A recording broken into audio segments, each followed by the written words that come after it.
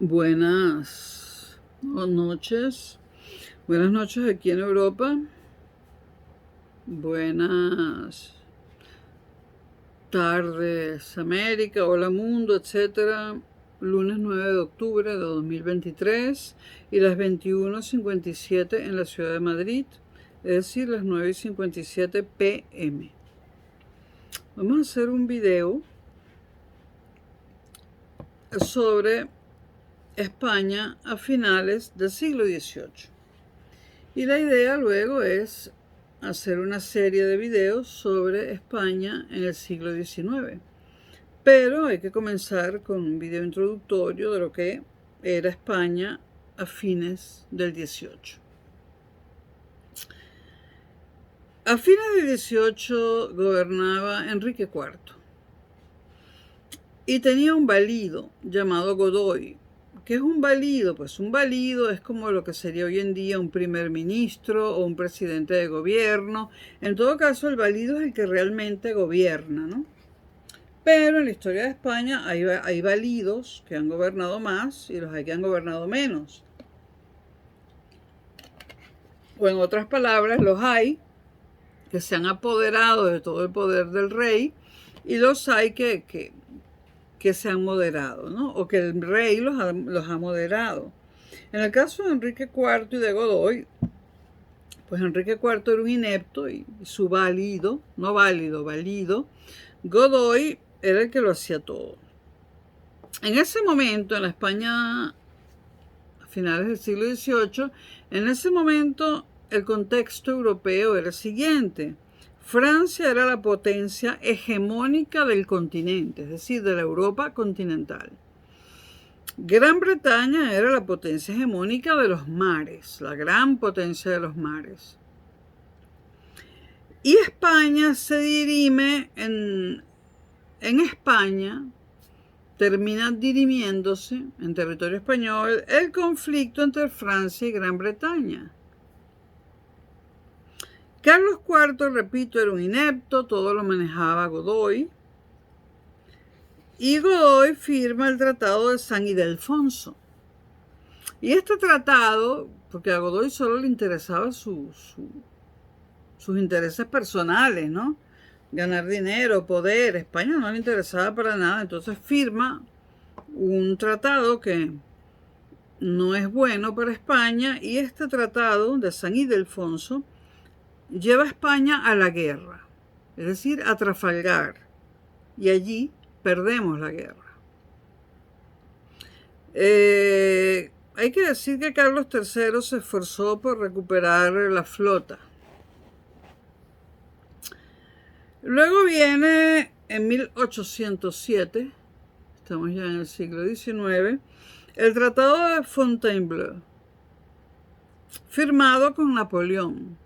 Napoleón engaña a Godoy y como a Godoy todo le da igual, firma otra vez un tratado que no le conviene a España.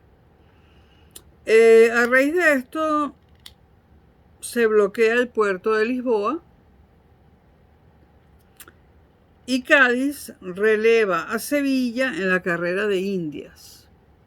Bueno, se bloquea el puerto de Lisboa para evitar que llegue la ayuda de los ingleses, porque Francia quería apoderarse de Portugal, pero los ingleses estaban del lado de Portugal.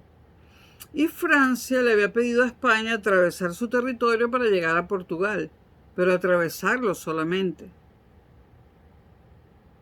No conquistar España, atravesarlo. Bueno, cuando Cádiz releva a Sevilla en la carrera de Indias es porque, bueno, primero todas las cosas que venían de las Indias llegaban al puerto de Sevilla y después comenzaron a llegar al puerto de Cádiz.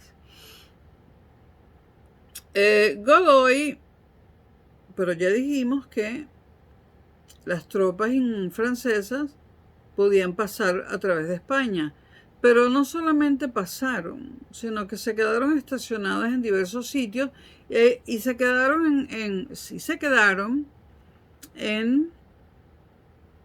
ciertos lugares, se quedaron asentadas en los alrededores de Madrid. Cosa rara, Ellos lo que tenían era que pasar hacia Portugal. Entonces, viendo que en Madrid los reyes no estaban muy seguros, dado que las tropas inglesas se habían asentado allí, como si eso fuera ya de ellos, perdón, inglesas no, francesas, pues Godoy traslada a la familia real a Sevilla para que estén más lejos de esos asentamientos de tropas inglesas, francesas, perdón. Bueno, como reacción a Godoy, que todo lo hacía mal, ocurre el motín de Aranjuez. En Aranjuez estaba el Palacio de Invierno de los Reyes de España en esa época. Entonces hay un motín. Hay un motín donde se mezcla el pueblo con personalidades que bien podrían ser nobles, burgueses, etc. Y a raíz de este motín de Aranjuez, Carlos IV abdica en su hijo Fernando VII, que se convertirá, lo veremos mucho después, en el peor rey que tuvo España. Bueno, Napoleón, muy sagazmente, saca de España a la familia real y nombra a José I rey de España. Entonces, como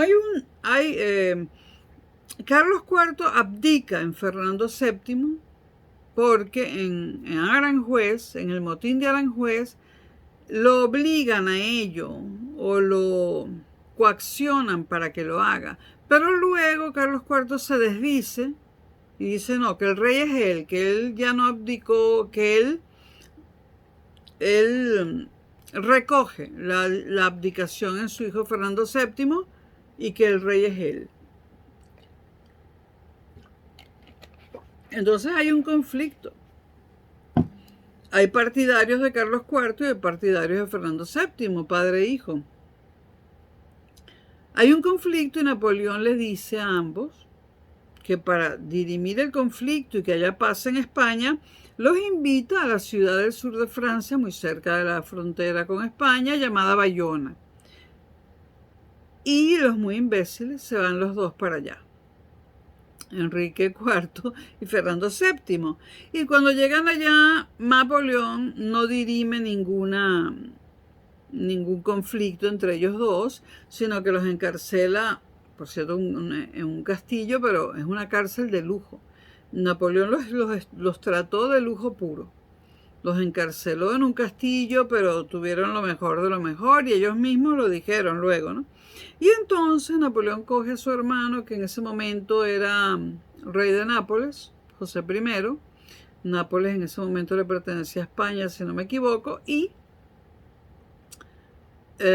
Napoleón toma a José, su hermano, rey de Nápoles, y lo convierte en José I, rey de España. Y José I se va para España. La fecha del motín de Aranjuez, entre el 18 y 19 de marzo de 1811, si no me equivoco. Entonces, retomemos el siglo XVIII. Desde 1793, 7 años antes de que comience el 19, España está en bancarrota. Y en 1808 tiene para colmo que enfrentar una guerra contra el francés y en bancarrota. Manuel Godoy dice que no hay dinero, porque no lo había, y hay poca productividad. Debemos recordar que la revolución industrial, como tantas otras cosas, llegó muy tarde a España. Godoy pasa a realizar 2 amortizaciones que se hacen en el siglo XIX. ¿Qué es una amortización? Desamortizaciones, perdón. Godoy hace 2 desamortizaciones. ¿Qué es una desamortización en los términos de esta época? Es quitarle las tierras y las propiedades a la iglesia o a los nobles o incluso a los monarcas y venderlas a los particulares para así obtener dinero que se pueda necesitar. España necesitaba dinero para la lucha contra Napoleón porque había una guerra entre Francia y España, y España necesitaba dinero para la lucha del otro lado del Atlántico contra los movimientos independentistas americanos. Hace 2 amortizaciones. Es muy famosa la amortización de Madoz, que se hace en 1854, y desamortiza bienes únicamente del clero, para empezar. Por lo tanto, la España de finales del 18. Bueno, además de esto, hay una quiebra de la monarquía absoluta, porque Enrique IV y Fernando VII eran partidarios de la monarquía absoluta y están en Francia. Y hay una ocupación francesa. ¿Cómo vemos la España de finales del siglo XVIII? Pues hay una situación política en España, con Carlos IV en el trono, que tiene como valido a Manuel Godoy. Luego resulta ser que fuera de España ocurre en 1789 la Revolución Francesa. Esta Revolución Francesa produce una reacción en España.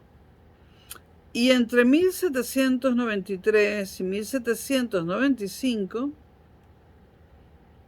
se da la primera guerra de convención en Francia.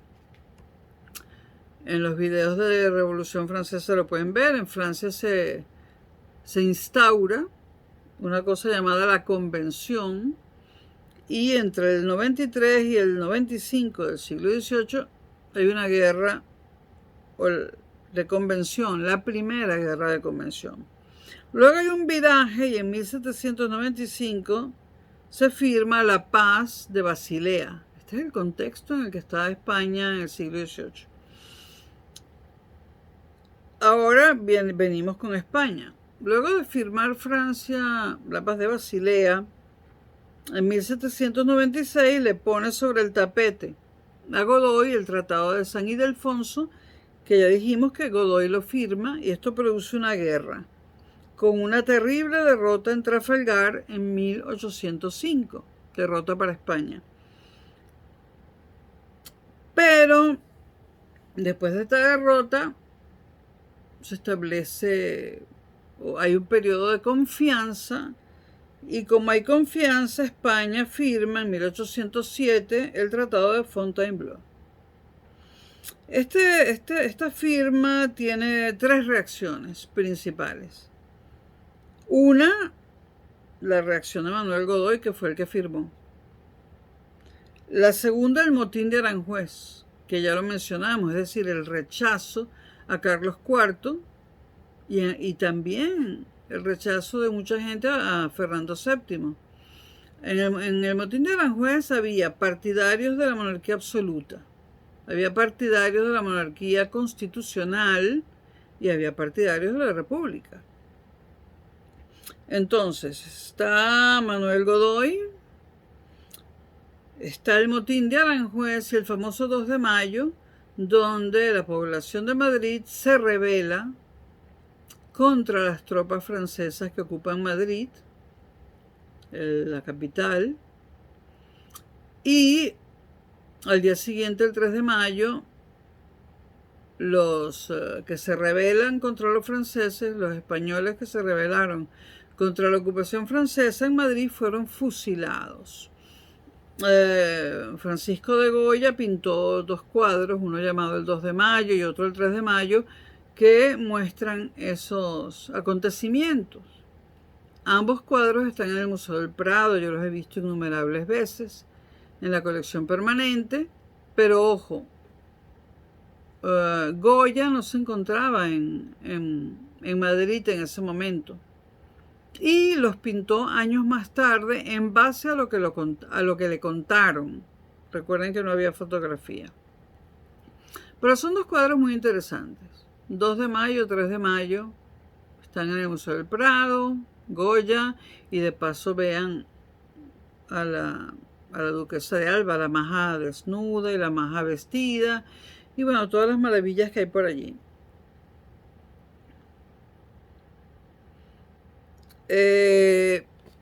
Cabría preguntarse por qué se produce el motín de Aranjuez y por qué el 2 de mayo.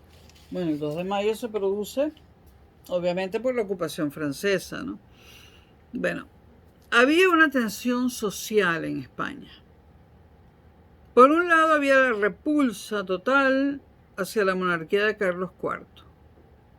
Y por otro lado, Godoy, el valido, de Carlos IV, tenía escaso prestigio y competencias, aunque era muy poderoso. La tensión social se alimenta de estas dos cosas y también de una hacienda que está en bancarrota, España en bancarrota. Y se intentan soluciones. Una de las soluciones eran donativos y vales reales que se venden y luego se pagarán. Pero estos vales reales se venden y cuando hay que pagarlos, la corona incumple los compromisos de pago porque no tiene dinero. ¿Qué grupos sociales había en este momento en España? Por un lado, los privilegiados, monarquía, nobles, de la monarquía, aristócratas, iglesia. ¿Cuál era la motivación de los privilegiados? Bueno, tenían temor a la desamortización, porque ya el clero había sido tocado, ¿no? Y tenían temor al desmantelamiento de las viejas oligarquías a las que pertenecían. Por otro lado, había un grupo social muy grande, compuesto por los campesinos y el tejido social urbano, es decir, artesanos que con el tiempo se convertirían en la nueva burguesía. ¿Cuáles eran las motivaciones de las clases populares? Pues baja productividad, porque no tenían acceso a las mejoras que en toda Europa estaba aprovechando la revolución, que toda Europa estaba aprovechándose de la revolución industrial o de las revoluciones industriales, y a España no terminaba de llegar eso. Entonces se quejaban de la baja productividad, tanto en el campo como los artesanos, como en la industria, y de la alta fiscalidad. Había un cobro de impuestos bestial.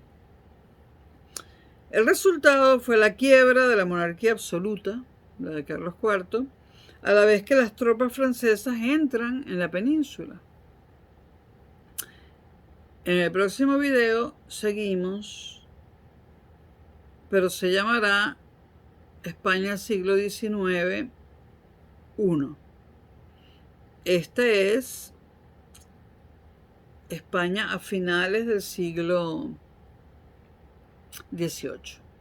Gracias.